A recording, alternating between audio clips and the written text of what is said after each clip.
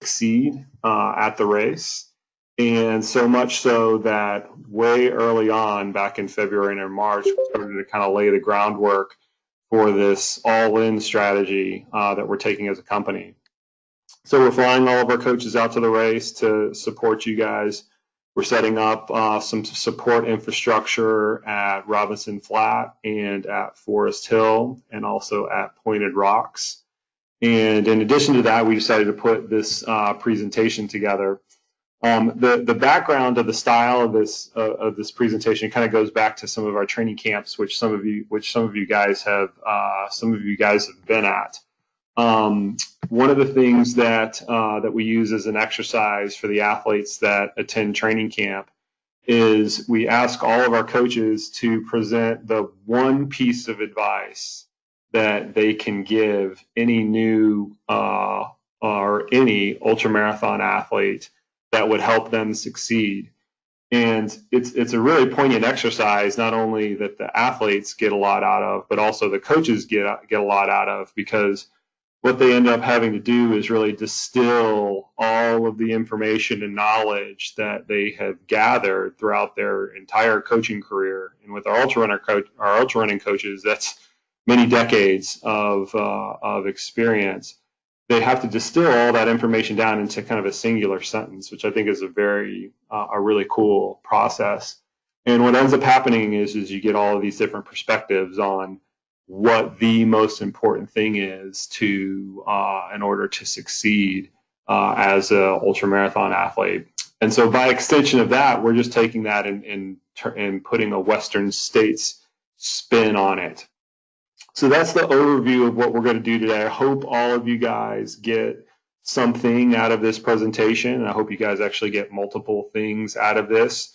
Your training should be just about done by now. The proverbial hay is in the barn, but there are still things that you can do. There are still things that you can kind of wrap your head around that will help you immensely in succeeding in the race. I hope that you all get something out of this. So what we're going to do is kind of go coach by coach and athlete by athlete. I'll give them a really short intro,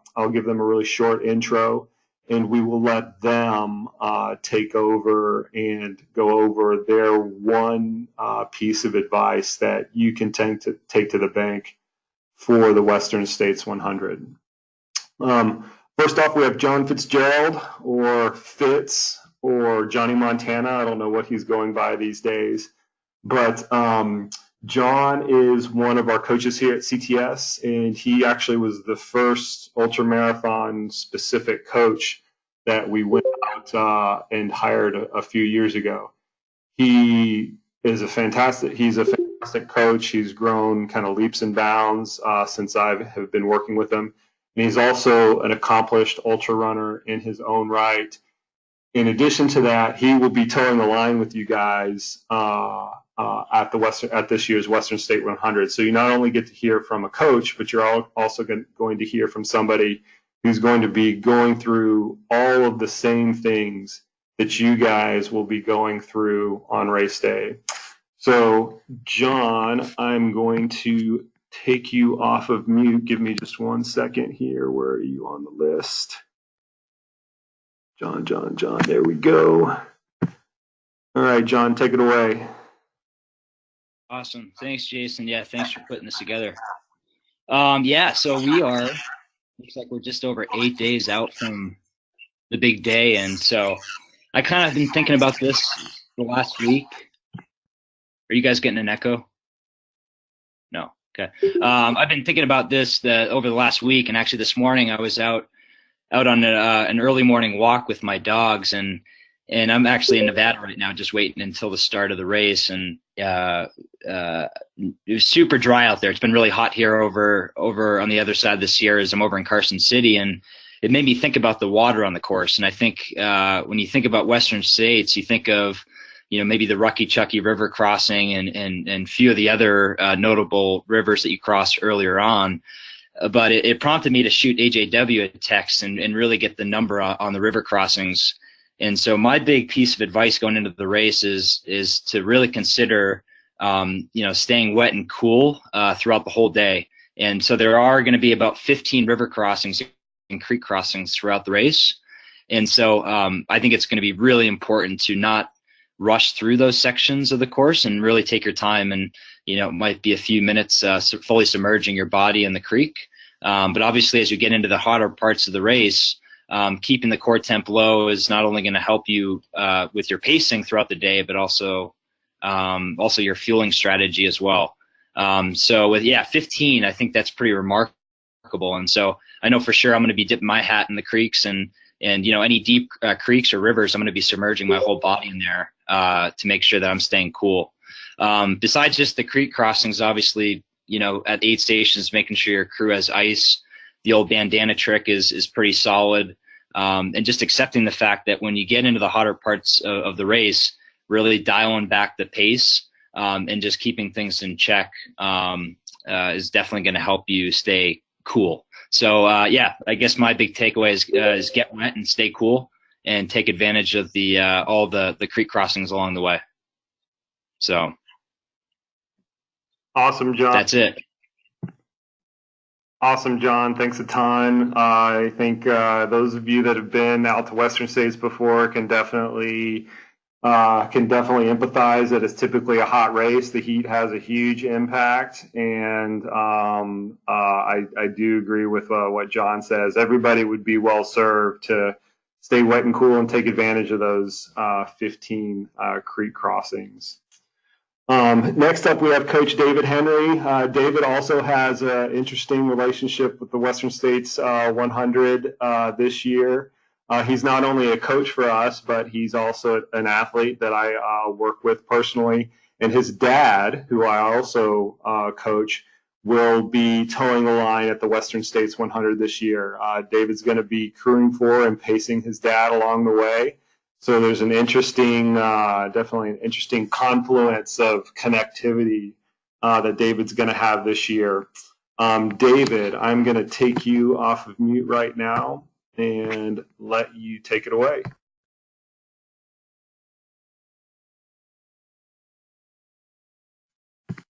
Okay.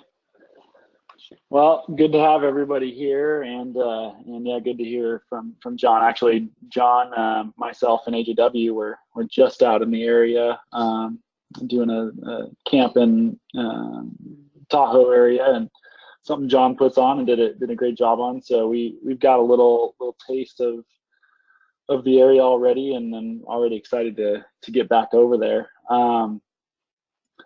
My one thing for Western States and having one tough go at it myself in 2015 is to mentally prepare for a difficult and tough day.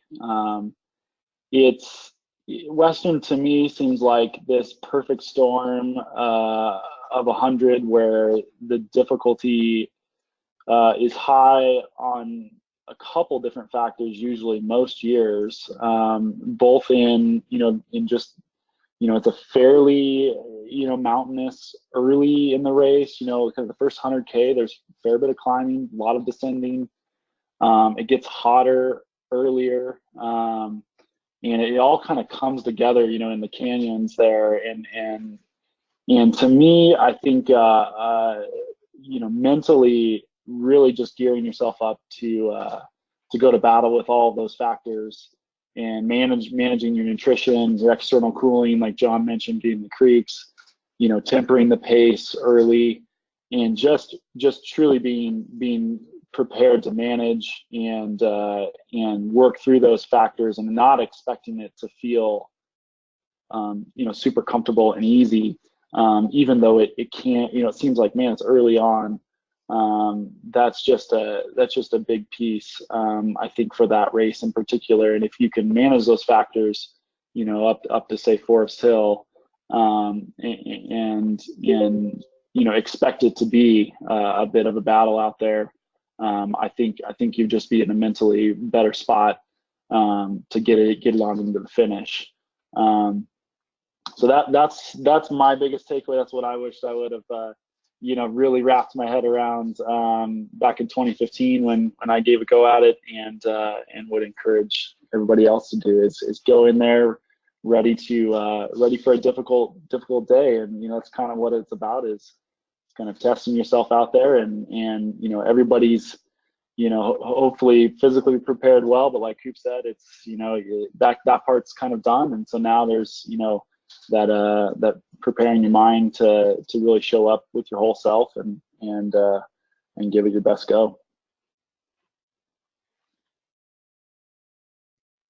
Thanks, David. I really appreciate that perspective, and you actually give me a great lead in for our next presenter. 100-mile ultramarathons are hard for everybody, and as David mentioned, you need to mentally be prepared for that challenge. They're hard for the winners. They're hard for the people that get to the track just underneath the 30-hour cutoff and kind of everywhere in between. Our next presenter is an athlete that I work with. She's a fantastic athlete, one of our elite athletes, Eliza LaPierre, that can certainly attest to having really great days at Western States and not great days at Western States. And so with that being said, Eliza, I'm going to take you off of mute right now, and you can give us some words of wisdom. Great. Thank you, Jason. I think my one piece I've learned it not only at Western States, but just over the years of ultra running. I really grew up being taught and told that selfishness is a bad thing. I learned that I should think of others before myself, put others' needs before my own. And just even to this day, the thought of being selfish or called selfish makes me cringe, because that type of person does what they want when they want, and they really don't have consideration for how it might impact others. I have gone into many races being selfless instead of selfish, and consequently, I haven't kept up with my own needs and requirements before a race. I'm a big people pleaser. I don't like to disappoint. But over the years, I've learned that if there's a time to have boundaries and a time to put myself first, it's the time leading up to a race. So between now and the actual race, it's when I really need to make sure I'm doing everything that I can, mentally, physically, and emotionally, to get ready for the big day. That means that right now I might have to potentially say no to somebody or something. But to offset that, I just remind myself that I'm doing it so I can put the best version of myself on the line. Luckily, my family and my friends get it, because we've had conversations about the importance of, me sleeping, eating, resting, and preparing for the race. And also, they know the sacrifices that have been made, and they've seen the work that I've put in, so they want to see me succeed. So leading up, I am a bit selfish, but I am sure to thank my friends, my family, and my crew for their understanding, and somehow it all works out in the end. So my advice is to put yourself first, and just let the people around you know sort of your routine and what leading up to the race might look like, so there's no big surprises.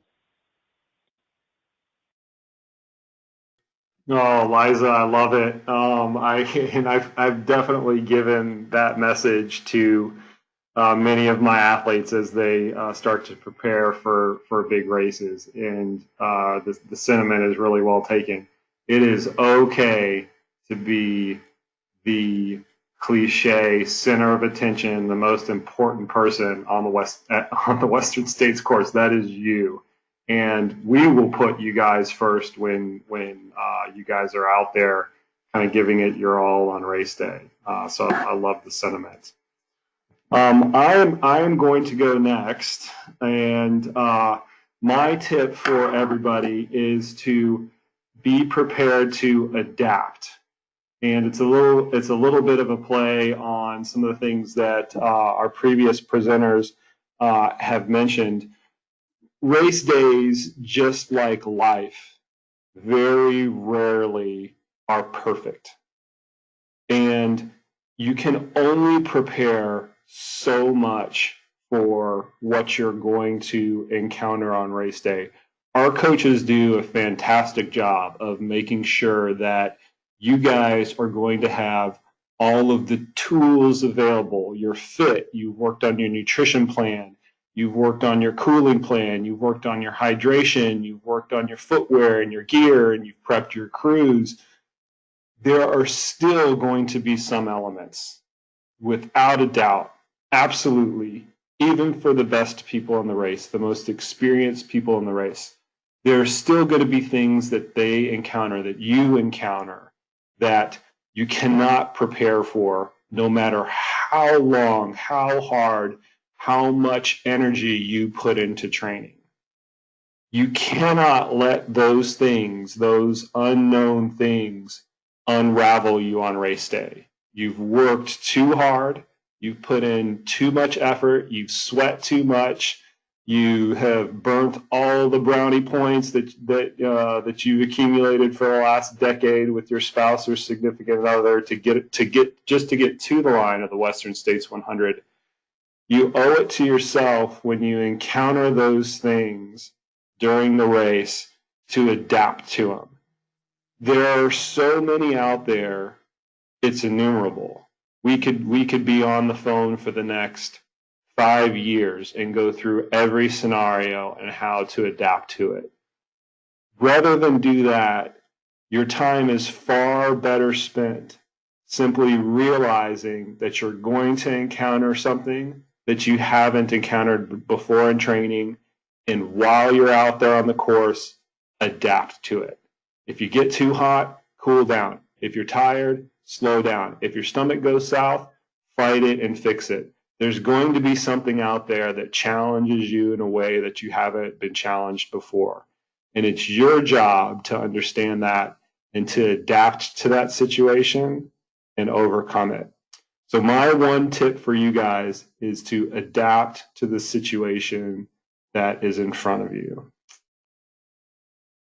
Okay, next we have a coach that I have worked with longer than anybody else here, and that I actually have known as a person longer than anyone else here. I've worked with Darcy Murphy, one of our coaches based out in Utah, for 15 years. That's a lot of long history. So with that history comes a tremendous amount of wealth and experience in working with all different types of athletes. So without any further ado, Darcy, I'm going to take you off of mute now and let you take it away.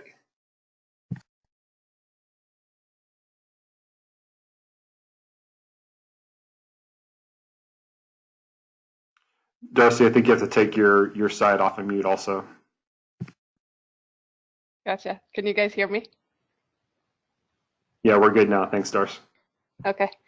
Hey, everybody. You guys all have me nervous, and I'm not running, and I actually won't get to be out there. I'm the one coach that won't. So I want to say to each of you, good luck, since I won't get to do it in person. And I've been on the fence all day about which two pieces of advice I want to give, and honestly, like in the moment, I still can't decide. I'm going to go with, and the coaches that know me know that I'm the fun person. So I'm going to encourage each of you to go out there and have fun, not to minimize the seriousness of the race or all of the effort that's put into it. And also recognize that fun can have a really wide definition. But give yourself permission when you're out there to smile, even through those hardest moments. I think that keeping a positive attitude and enjoying when you're so hot your brain is swelling in your skull. If you keep it light and stay loose and try to somehow keep that smile on your face and laugh, it's going to help you through those hardest moments. And the easier moments, I think, will be more memorable if you're enjoying yourself out there. So definitely it will be hard, just like David said. But at the same time, you've worked really hard. There's no reason that you shouldn't do your best to enjoy the journey that you're about to take. So good luck and have fun.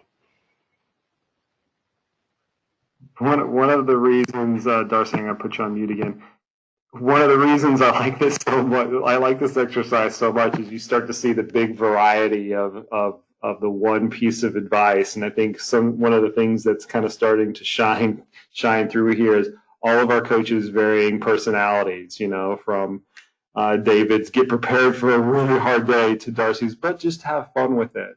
So all of these are really important. And like I said, this exercise, you guys can't see it right now, but I'm just grinning ear to ear because it's just such an interesting exercise for me. Okay, next, we have another one of our elite athletes on the phone with us, special guest, former winner of the Western States 100, and one of the smartest people that I have the opportunity to work with as a coach. Certainly outranks my knowledge and my brain power. And this is Stephanie Violet, PhD.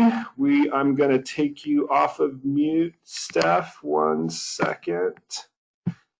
There we go. Take it away. All right. That was quite the introduction. I think you're pretty smart too. So, so my one piece of advice is to focus on you.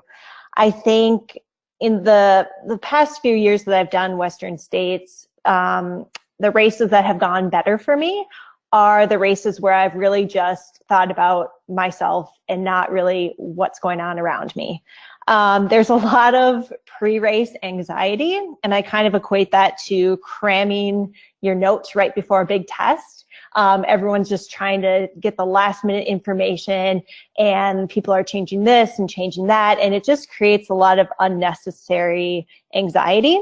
So I think just kind of as much as you can put on the blinders and focus on the things that that you're bringing to the table, things that you've prepared for, and that includes your training, your gear, your nutrition. You know, just go with it. Don't try to change it leading up to the race.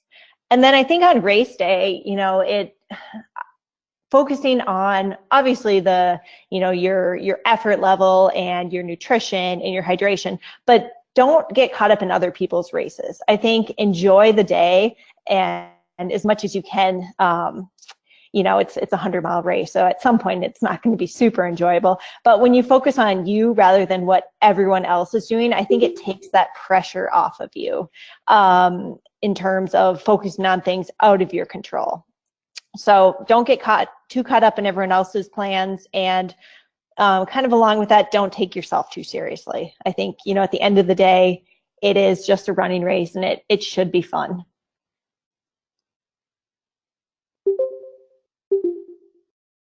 Awesome, Steph. Thank you very much. Spoken like somebody who has also had, you know, great days and not so great days out there on the course. It's always interesting to hear somebody who has been extremely successful in the sport kind of talk about, you know, what they think is kind of the most important thing to bring to the start line. Paul Terranova is next, another one of the athletes that I work with an immense amount of experience, and I can guarantee you that with some of the things that this particular athlete, that Paul, has done, he has certainly had to put a lot of these into practice, not only doing multiple ultramarathon events in a particular year, but also having to pile on top of that multi-sport events, Ironman events, and things like that. So, Paul, tremendous amount of experience. We're all curious to hear what is your one piece of advice that you would give these folks? Oh, and I should also say Paul will also be towing the line with you guys in Squaw this year. So, Paul, take it away. Thanks, Coop. In addition to the previous 6 valuable and wise pieces of advice, approach everything that you do between right now and the finish line in Auburn with the following approach. I know it's going to sound weird and corny and counterintuitive at first, but let it marinate, let it soak in and permeate your mindset for the next 10 days. It's only 4 different simple words. There's just 3 adjectives and 1 verb, but they have the power to enhance your 2018 Western States experience. Here goes. Slow is smooth, smooth is fast. All right, let me say that again. Slow is smooth, smooth is fast. Now, I'm not talking about Camille Herron or Jim Walmsley fast. I'm talking about maximizing your fast. And the best way to do that is to be smooth with anything and everything from right now until hitting that track in Auburn. And the best way to be smooth is to be slow. Slow and methodical, slow and deliberate, slow and patient, and yes, slow and intentional. So, what does that mean? Slow and methodical when packing your bags and drop bags this weekend. Slow and deliberate in tying up loose ends at work early next week and for the week after. Slow and patient when traveling to squaw, whether it's by land, sea, or air, and regardless of what travel delay occurs. Slow and intentional when interfacing with your crew and all the other amped up runners and their crews. So that sets the conditions for the following, right? Being smooth that first hike up the face of Squaw Valley at 5 a.m. on Saturday. Smooth gliding in and out of the aid stations. Smooth when meeting your crew or accessing your drop bags. And finally, smooth with your footing along the historic Western States Trail. Only then can your true fast be discovered and revealed for all the world to see. So, go forth and remember these simple words. Slow is smooth, smooth is fast. Thank you, and see you all in Squaw. Oh gosh, this is so awesome! I now have a visual of all of these runners coming into Robinson Flat and the tent that we'll have there, repeating this mantra: "Slow is smooth and smooth is fast. Slow is smooth and smooth is fast." Just over it, over it, over. You guys will have a lot of hours of repeating that to yourselves over the trail next weekend. Absolutely love it. Thank you, Paul. A lot of words of wisdom, a lot of years of wisdom, I think, are wrapped up into those 4 simple words there. Okay, last and certainly not least is one of our coaches that, needless to say, is synonymous with the Western States 100 itself.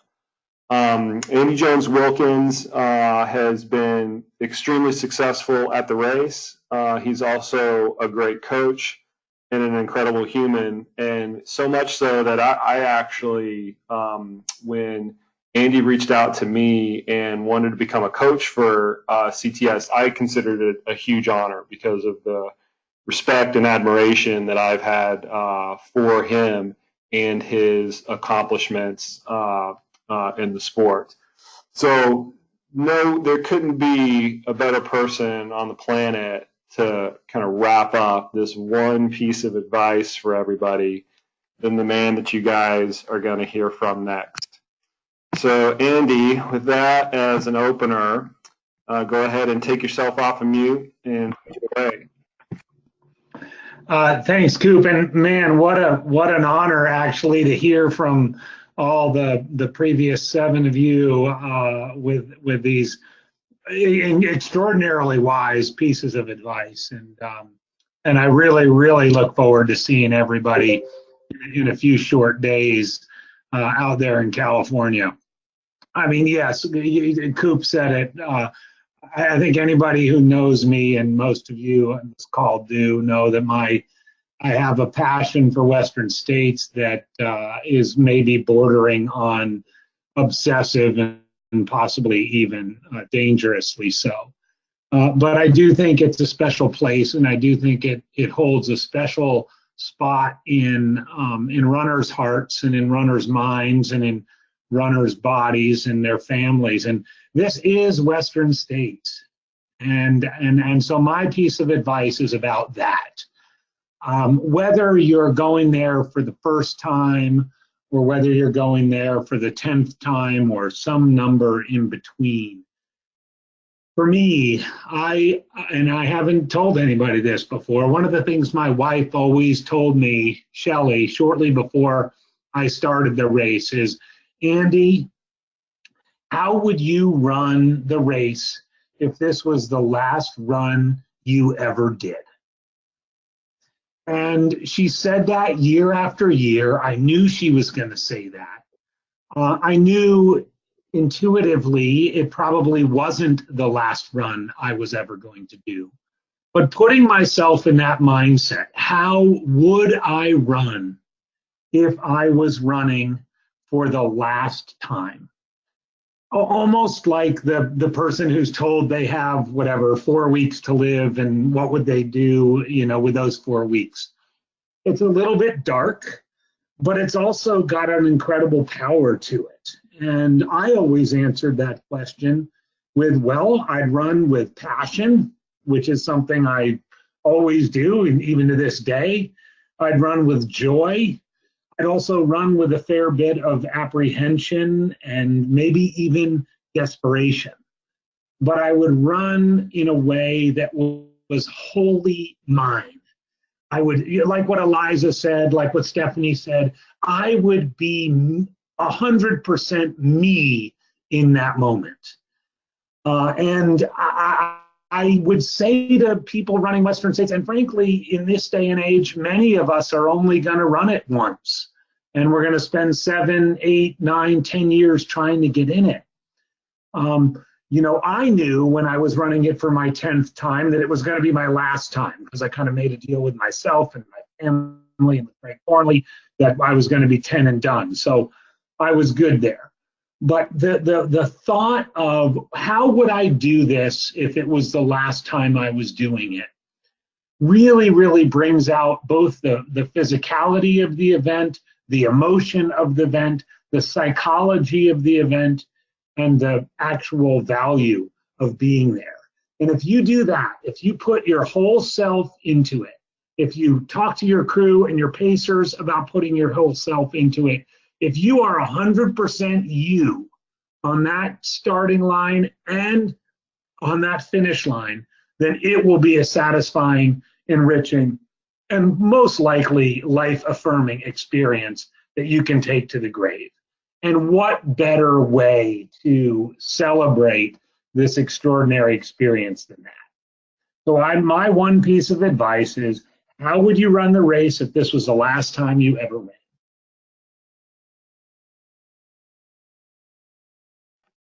Thanks, Andy. I love it, and I think everybody on the call now wants to go run the race right now, like it's the last race they'll ever run. Fortunately, though, we gotta wait a few more days before everybody gets to toe the line in Squaw. So a couple of things, you guys. First off, thank all of you for attending, taking time out of your day. I hope that all of the athletes, including Eliza, Steph, and Paul, got something out of this that they can take with them on race day. You too, John Fitzgerald. I hope you got something out of this that you can take to the bank on race day. We will, as I mentioned earlier, we are going to have some support out there on the course that that we encourage you and your crews to take advantage of. After the medical panel on Thursday, we're all going to be congregating at our coach's hotel room right there in Squaw Valley. So I will shoot you guys that information a little bit closer to the race, where we actually will be and kind of what time we're going to gather there once I get some more details on it. But you guys are more than welcome to come by, stop by if you want to drop off a drop bag, if you want to introduce your crew to the crew that that is going to be out there. You're more than welcome to do that as well. But I hope that you guys all, once again, have a little bit more ammunition with you to kind of take with you and take out on the course come race day. This presentation has been recorded. We'll provide it to you once once the recording is kind of done and uploaded. We'll provide you a link to a copy of it. So if you want to go back through it and make some notes, or go back through it and get kind of pumped up right before race day, you're more than welcome to. And also, coaches, just to earmark it for your athletes that could not attend, they will have access to this as well. So thank all of you guys for attending. Thank the presenter. I think the presenters for putting together such wise pieces of or such great pieces of wisdom on the table. I certainly got a lot out of it, and I'm going to use this the next time I toe the line somewhere. And other than that, hope you guys have a great evening, and we will see all of you guys in Squaw. Thank you very much.